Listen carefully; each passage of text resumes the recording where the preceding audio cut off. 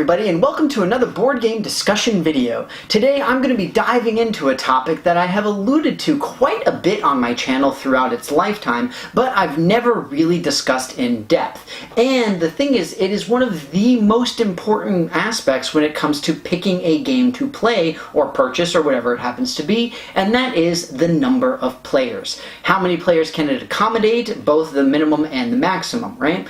And the thing is that we all know the vast majority of games have this range, and on top of that, the vast majority of those games also play better with a specific number of players. And it can become a very important thing to consider. So what I'm going to be doing today is showing you guys examples of games that do that sort of scalability very, very well, others that do it not so well, where they're clearly designed for a set number of players, and some that are just straight up overstretching and making things really overly complicated when it honestly shouldn't be whatsoever.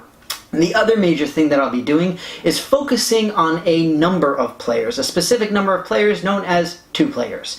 The biggest issue being that with 2 players, if you're playing a competitive game, it can become extremely difficult to have that really good quality table dynamic that you see. A lot of games are able to be played with 2 players, but the thing is, it doesn't feel right. And the thing is, a lot of games are essentially bending over backwards in order to make themselves work for 2 players. That said, we do have exceptions to the rule. The most obvious exception in the case of 2 players is when you have games designed specifically for 2 players. So I've got a couple of examples of my favorites. First is Battle Line. I recently did a video on this, the review and demo for it, for how to play. Very simple card game. Essentially, you're making poker hands.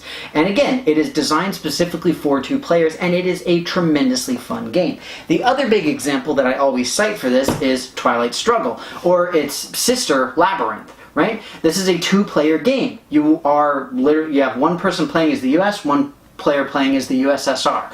And it is balanced wonderfully well, it works great, and I love both of these games. And one would expect exactly that. The problem is, having only 2 players or solo players or whatever it happens to be can extremely limit the usability and playability of the games. Because if you're talking about regular game nights or whatever with, 4, 5, 6 people, then it's going to be tough to get games like this out, except as, like Battle Line is a filler game, obviously Twilight Struggle, you got to plan to play this bad boy.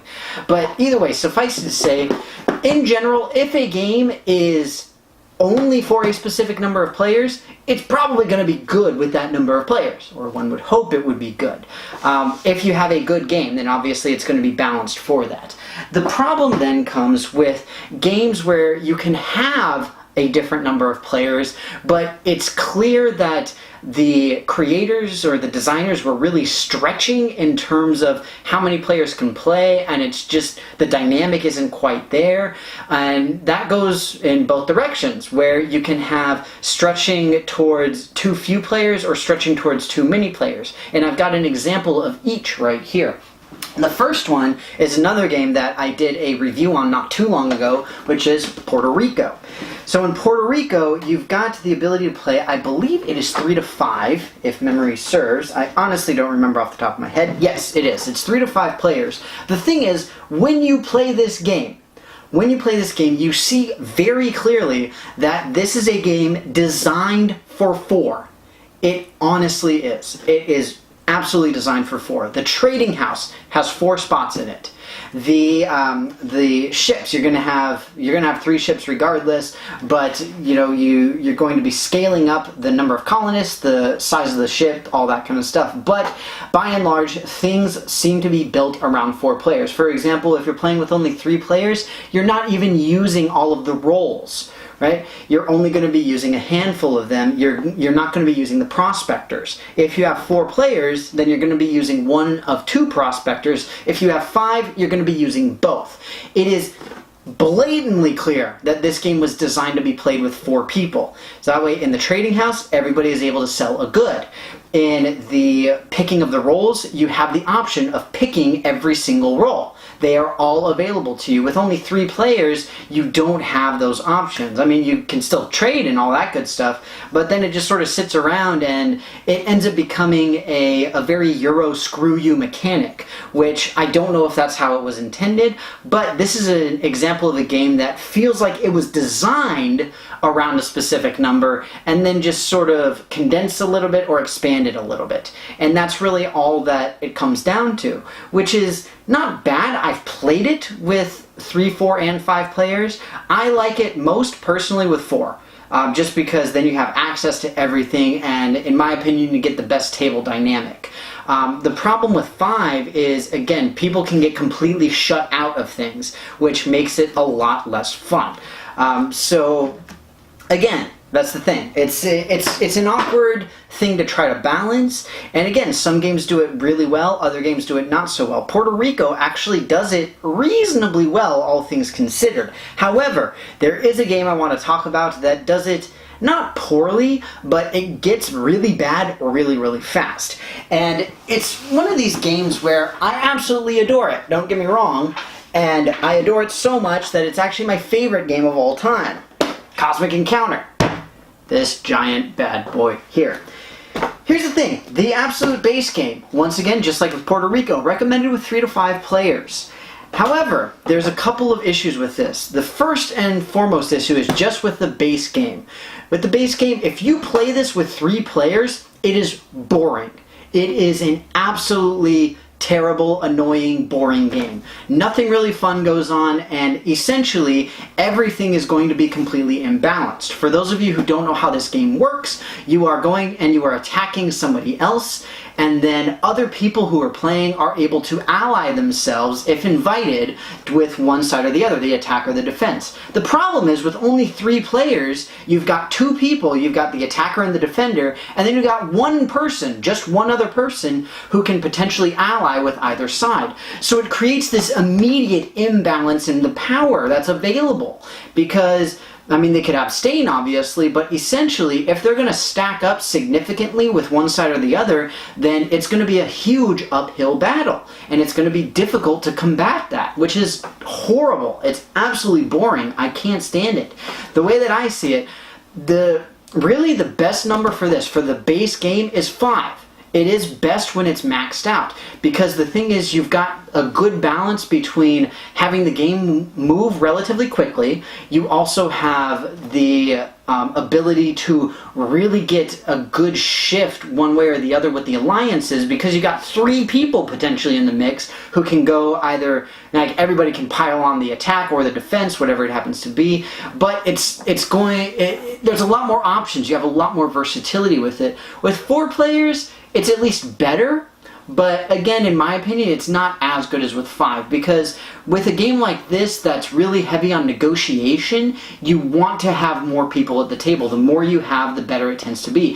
However, that is the big exception for this, because from the base game, the first 3 expansions to this one, the Fantasy Flight version, each one of those added a new player. Now, what does that mean? That means that you can have 8 people play this game. If you have ever played this game with any number of players, you can barely imagine what it's like with 8. I have played an 8-player game of Cosmic Encounter and never will again. It was horrible. It was a terrible, terrible experience. It was not fun, it was way too slow, it was extremely boring, and nothing really happens. A lot of the people didn't even get a turn, because it's the nature of the game, but at the same time, it's like, what's the point? Why am I even bothering to play? Like, it makes no sense whatsoever. It is just awful. Even having 6, I've played with 6 a couple of times, and it's right on the border of pretty terrible. Because really what starts to happen is you start to have this really intense, bogged down feeling. Not quite analysis paralysis, but just the fact that it's going to take so long for the turns to go around before it's your turn again. It's just boring, and you have nothing to do. Essentially, you're just waiting for people to say, do you want to ally? And you're just like, yes or no. And that is the only contribution that you have to most of the other players' turns.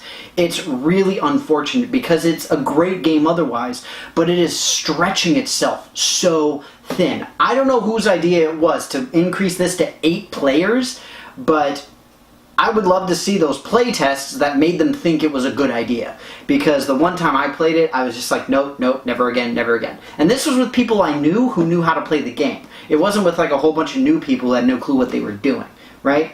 So yeah, it's very, very unfortunate in that sense. Along those same lines, I've got another game that does the same type of thing with Cosmic Encounter, where it stretches itself a little bit, but not nearly as badly. And on top of that, this is a social game, which is nice, and it's one of my favorite social games on top of that.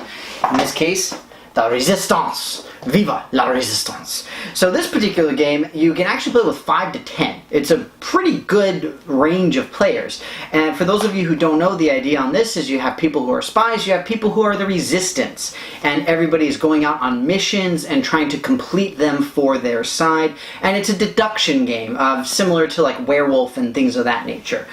The problem is, you can very easily play with too few players. If you play with the minimum, if you play with 5 players, it's not fun.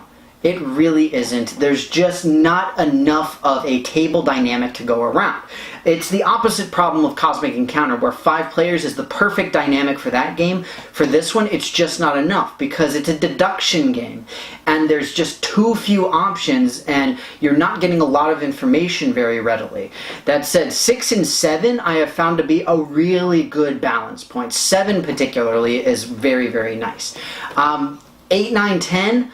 I've only played a few times, and it's been okay. It's been decent. Again, it's a social game. It's designed to be really, really quick. The biggest issue with having so many players is just the ability of everybody else to hear what people are saying, because you're spread out so far over a table. That said, it's more of a minor gripe than anything else, really. But in this case, it's just like, you know, it's good. It is well balanced in that sense, and that's what I like to see in a game with, especially as large of a range as 5 players that you can adjust with. I think Resistance does it really, really well, but I think it stretches itself when it says that 5 players is adequate, because it really isn't. It is not fun with 5 players. You have to have at least more than that. So, getting back to what I originally mentioned with 2 players, there are a lot of games, a lot of small games, some big games, that say you can play them with 2 players that don't work very well, or that have to be heavily modified in order for them to work. One special note that I want to make on this is with co-op games. Co-op games are entirely in their own category. I personally have not played a co-op game that was within its particular range of players that I didn't like, or that I didn't have fun with. And the primary reason being that it's a co-op. The whole point is everybody is working together and doing their own thing. Well, not doing their own thing, but you're working collectively to accomplish the same goal. So having a lower number of players is generally not a bad thing. The game might be more difficult, but most games are going to have a way of mitigating that in some way, shape, or form. What I really want to talk about more so is the more competitive games. But that said, I've got one semi-co-op, it's a co-op game, that I wanted to discuss with 2 players. And that game is Knobby.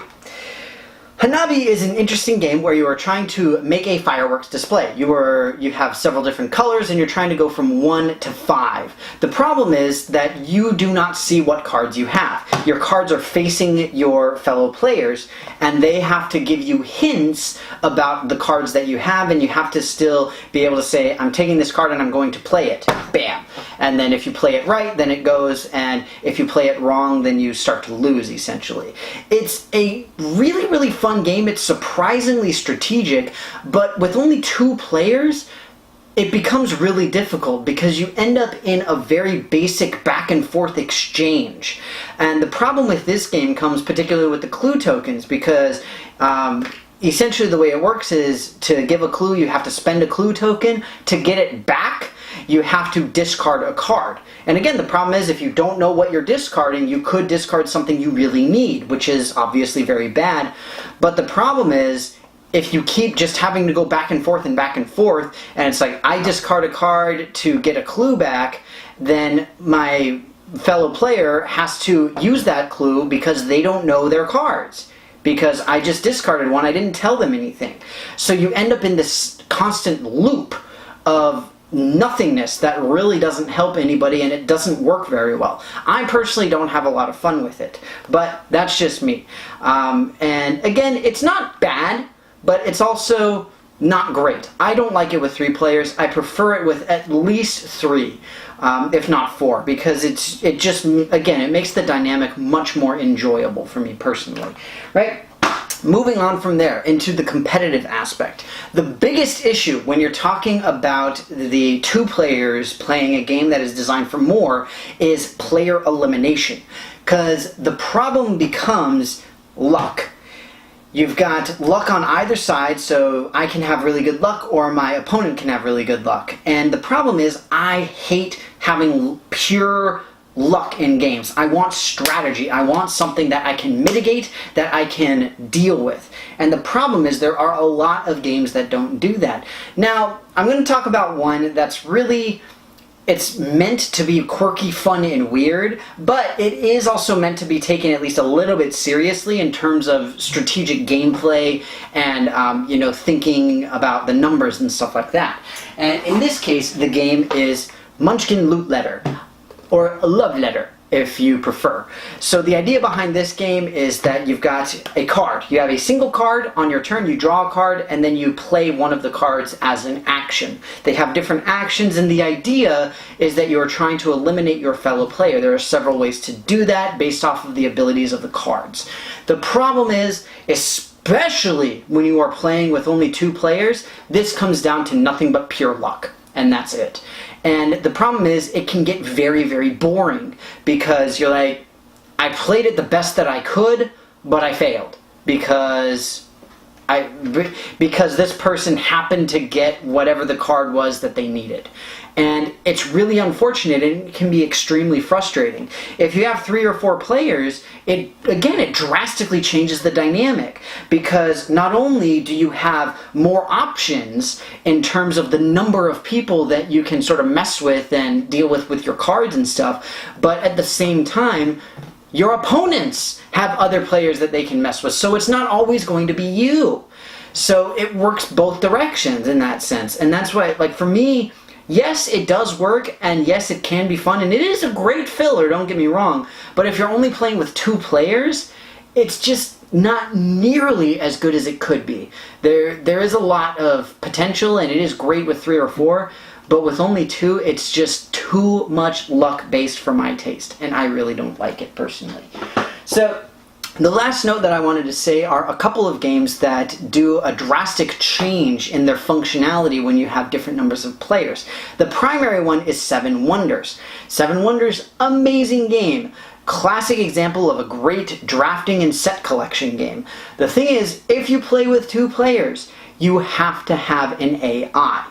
And the way that it works is essentially you have a third hand that you and your opponent are essentially using, and cards are randomly being taken out. So when you're drafting, then you're passing the cards around, and when the cards go to the AI, then they're randomly getting rid of, or being gotten rid of, essentially. So it can be really difficult to do that, and it can be annoying to try to remember that. And the thing is, it's one of those things where it's a good example of an AI. They do a good job with it. But if you have to take that drastic of a step to make your game playable with more or fewer players, maybe it's not such a great idea. I mean, unless they sought out to specifically do it, but really that's why they came out with 7 Wonders Duel. That's really the entire point of that game, is you've got 2 players, and it's a boiled down version of 7 Wonders designed for 2 players. The other little note that I wanted to have was for Citadels. Citadels is a wondrous, tremendously fun role-picking game. And I believe you can play with up to 5, if I'm not mistaken. You can play with a minimum of 2. And the way that it works is essentially each player will pick multiple roles. And the thing is, again, it's just, why would you do that? So effectively, you will pick one for yourself and you pick one to discard in the middle of the table and you pass the pile back. And so the idea being that there's 2 eliminated, so which one did the other player pick? How are you going to deal with it? You do have the strategic aspect of the role picking and trying to sort of read your opponent, what they needed, how they did it, all that kind of stuff. But it's just a completely different dynamic from when you are playing with more players or any other type of thing. So Libertalia is another game I love that does role picking like that. I believe that the minimum is 3 for that, though. It's actually right next to me. No, that's 2 as well. But same type of thing. At least with Libertalia, you know, everybody's starting with the same hand of cards, and that's really the point for that game. Whereas with Citadels, you're just picking multiple roles simultaneously. It's just, I don't know. It's not for me personally. I really don't enjoy that particular dynamic. Now, that said, just to give you guys the thesis for this video, again, I love board games. Board games are tremendously fun. We should all like them. We should all try them out and all this kind of thing. However, do be careful when you're looking at and really thinking about the number of players that these games can accommodate. Yes, you can technically play these games with that number of players. But I would highly recommend looking at a website like Board Game Geek because they actually include information on the recommended number of players. And like, this is what the community says. These are people who have played this game a whole lot and they say it is best with X number of players. And then you can try it with that and see if it works for you. You can try it with 2, 3, 4, 5, however many players it takes and see what you personally enjoy. But for me, this is something that has been coming up a lot more recently with game nights and trying to balance out who's going to play what, when, where, how, all that kind of stuff. Are we going to split into multiple groups, blah, blah, blah, blah, blah, all that kind of stuff. And it is really something that needs to be considered, and I think that not enough people really appreciate how much of a difference the table dynamic becomes with a different number of players. But that said, I've rambled on enough for this particular video. I hope that you guys enjoyed it, though. Again, this is a very important topic that I believe really does not get enough attention, personally. But I hope that you enjoyed listening to it. I hope that it sort of starts up some cogs in your head so that you can think about it yourself. Please give me any and all thoughts in the comments below, including what you think about this particular discussion topic, any other topics you'd like to hear me discuss, or any other games you'd like to see me review, all that kind of stuff. You guys know I love hearing from you on all of these different aspects. But that said, thank you so much for being here, and I will see you next time.